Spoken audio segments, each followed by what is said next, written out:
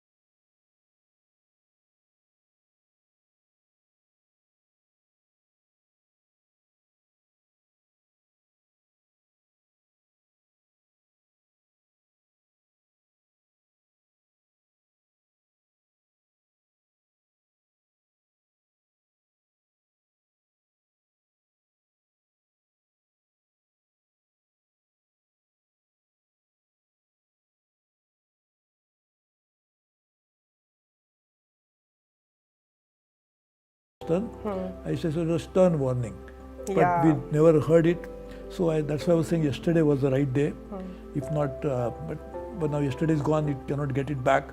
But at least we can keep the planet with us. If we don't Yes. now act today, the planet is also will become like yesterday. Then only the Beatles song we can sing. Yesterday was such a There was a beautiful day, yeah. So I think that if I think Beatles also are gone and yesterday also will go, and I'm sure planet we should not allow it to go. Exactly. हमारा जैसे ये ESG का show है, we call it Satat Vikas, Sabka Prayas.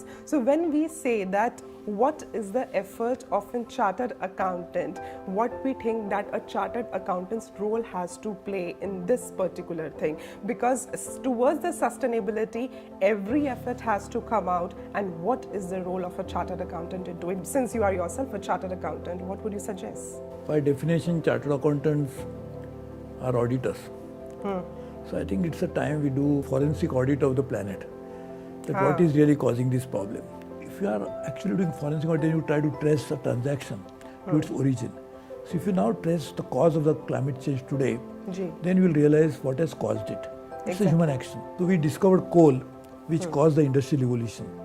And the coal is now the cause of all the problem. So therefore, we have to change the energy mix. So what chartered accountant now should do is like what every other citizen should do, is to act on some of these known solutions. I don't think even we have to go for unknown solutions. What is known to us, act on it. Yeah. I think if you act on the known solutions, I think we'll be able to, if not reverse it, we might be able to address it. For example, today's climate change, what you see today, is caused because of historical emissions. It is not caused because of future emissions. Exactly. So it is caused because of past emissions. And the past emissions are going to remain in this atmosphere for at least 50 years more. Even if you take all necessary action today. Most of our terrestrial biodiversity, at least 90% of it, is now gone and probably will become extinct for good. Then we have marine biodiversity, which is under threat. You know, there is one report, very interesting report, which was presented to the G7 when I was handling G7 on behalf of the Prime Minister by the UK presidency. And they said, very interesting, that there might be more plastic in the ocean than the fish in the ocean. Oh God. Now just imagine, fish is a source of livelihood for the fishermen. So I'm looking at it from a selfish perspective, humans alone. But of course, that's besides the point, that if this is destroyed, marine biodiversity, then I think whole thing will go on. You know, the oceans are the carbon sinks of the world. So much of the carbon which goes into the atmosphere, again nature has created a system. The forest are the carbon sinks, the oceans are the carbon sinks, so you can absorb it. But now with the acidification of oceans which is happening, So that is again going to be big problem, not just for the marine life but for the whole thing. So you cannot imagine the unimaginable damage that has already been caused. Yeah. So as chartered accountant, we should try to warn those who are willing to listen. That's very important. Who are listening, because we can keep speaking about it, but nobody is listening. So I think we will be gone, not with the wind, but with a blizzard that will hit us. So I think we should really wait for it immediately. So, sir, you agree on that part that auditing, as it is an integral part of like any document's health. So, at the same time, you feel that auditing on the environmental social governance, this particular term is really very much essential when we talk about the betterment of this planet to live in, because auditing plays a very good part over there. Most of the economic activity starts with some resources that is given to us by the nature. If you talk about mining, it's very clear. Then if you don't have mining, then based on that, all these speakers, all these, everything will not be available. Nature has provided all the resources which creates an economic activity. So that's why environment and ESG is important. Then social. So what social means is people. Yeah. You need people for market. If any economic activity that you're doing in a company, if there are no buyer for it, can that economic activity survive? Not at all. And that market means people. If there is no, you cannot have marketplace without people. Yes. So people must be there. People must be there to run the business. People must be there to develop ideas. S is that social. Yeah. You cannot carry on economic activity indefinitely if you don't address the social challenges associated with the people. So that's why S. And then governance is very important, because governance means, in my opinion, governance is wisdom, actually speaking. You know, we always knew that we could manage everything if we manage it well. So what my grandmother knew was far better than what I know, because my grandmother was not as educated as I am, but far more enlightened than what I am. Exactly, the wisdom matters. The wisdom was there. So I think we should now, in this governance part, we should try to integrate the wisdom that humanity has accumulated over a period of time. So ESG is like the Brahma, Vishnu, Mahesh of the planet. Wow. So if you don't use one, you will destroy.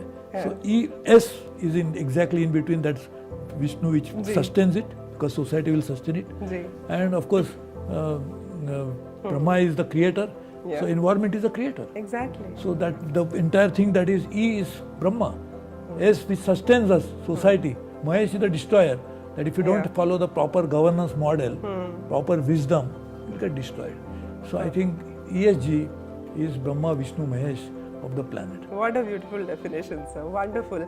And it's actually true, my dear friends. You know, we need to understand that nature has like many resources to satisfy our needs. But for satisfying our greed, there is not much resource. So the moment we understand that we are a part of the nature, I think then we'll start working towards saving it.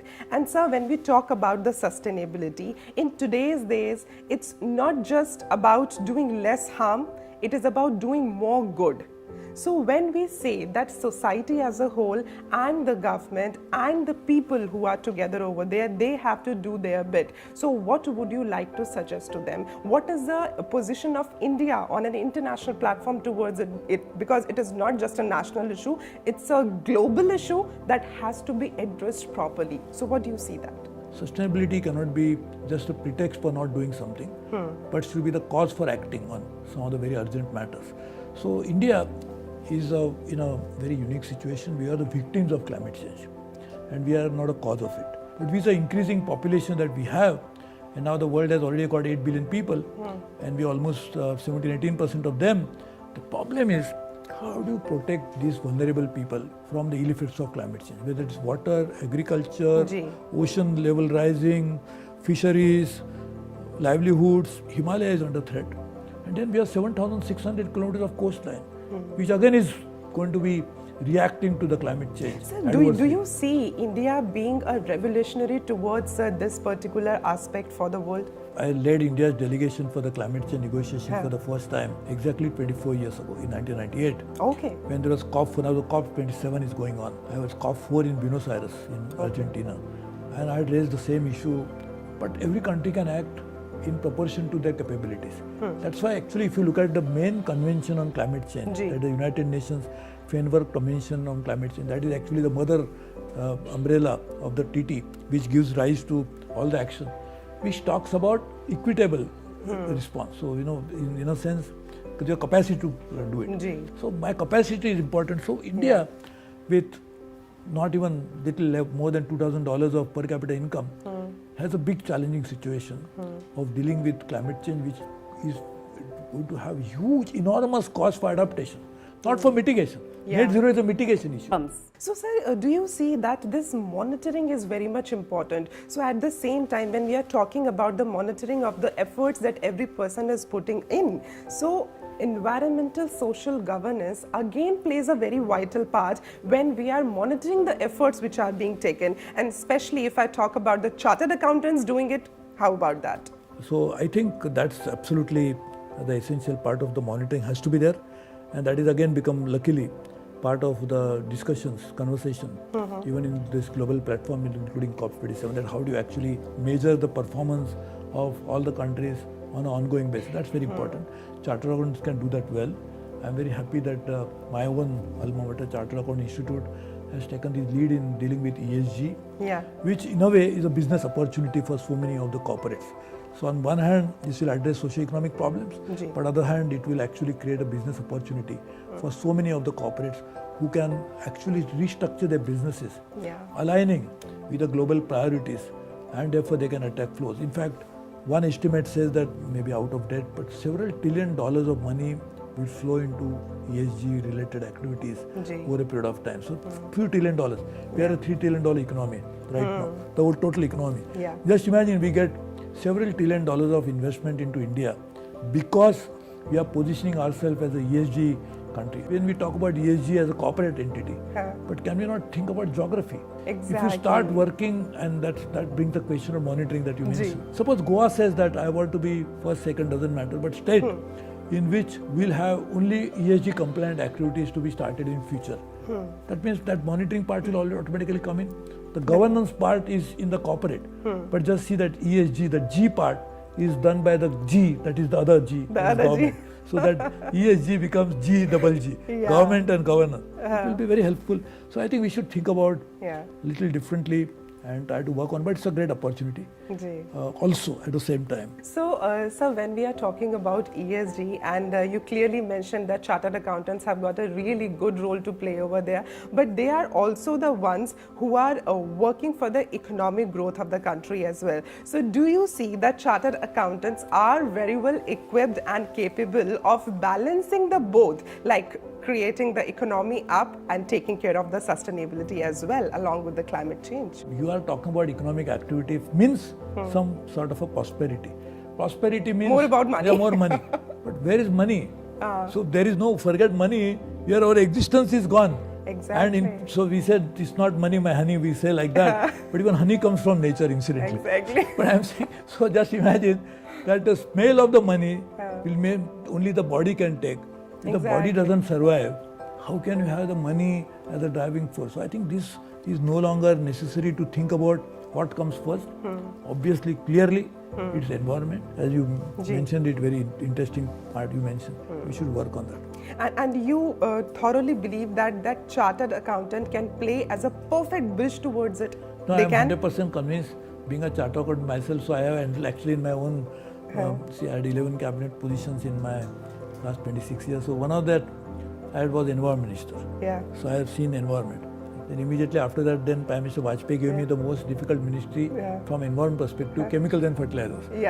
So I dealt with all the issues, but I think it is possible. For example, I was the Minister of Railways. So I said in railways, we started the first time in railways history, we started a sustainable environment directorate. And so therefore it is all possible. So I handle with most polluting ministries. I handle with most socially desirable ministry like environment and forest. And then I was a Minister of Commerce and Industry. Besides being a Minister of Industries in 1996. So I think industry is a cause of a problem, industry can be a solution. So like chartered accountants, being a chartered accountant myself, I think they can do this balancing act very well. They know where the justice should lie, social justice. So that's the S part of that. S part. So I think we should really work on that and try to take it forward. So I can say that all other chartered accountants can look up to CS Suresh Prabhu because he has done it already. No, don't look up to me. That's the wrong way of doing it. As our sovereign, very important philosophers have said, don't look up to anybody. Yeah. Look into yourself. Wow. I think that's the best way you can solve any problem. That's so beautiful, sir. And sir, thank you so much for giving your such a wonderful time to us. But before we bid a goodbye to you, here is a special segment that I call Shilpa Bhavna Special. So that's a rapid fire and you have to play with me. So you are ready? Sure, sure. Achieving sustainability is a possibility? True or false? True. 3 pillars of sustainability, what that would be? ESG Yeah. should be the good 3 pillars, but normally you cannot make a building stand on 3 pillars. We need the 4th one. If we need the 4th one, then I think that can be self-belief to making it happen. That could really make it happen. Exactly. So is achieving a net zero carbon economy is a reality or a dream? See, it's a right now sort of a mission, and I think I hope we accomplish it. There's no other way we can do that, but that's only for mitigation. So we must do adaptation at the same time. So that means we have to dream to achieve to that reality. Exactly. That's true. So sir, 3 ways by which CAs can help battling climate change. They should try to identify the global problems Yeah. and try to make a business case out of them, link them to the entrepreneurial community, and create that ecosystem which will finance it.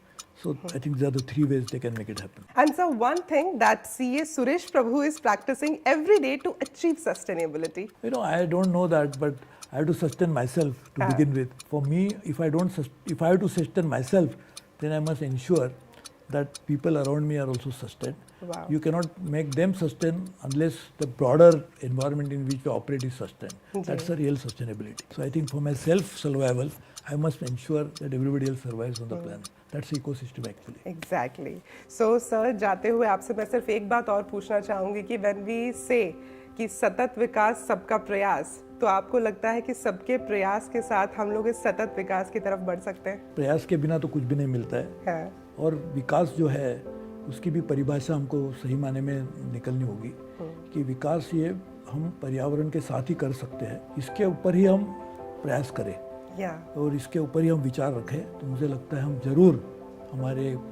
होंगे कामयाब एक दिन। लेकिन एक दिन अभी नहीं है, एक पल बचा हुआ है, पल को ध्यान में रखते हुए हम काम करें। Wonderful sir, thank you.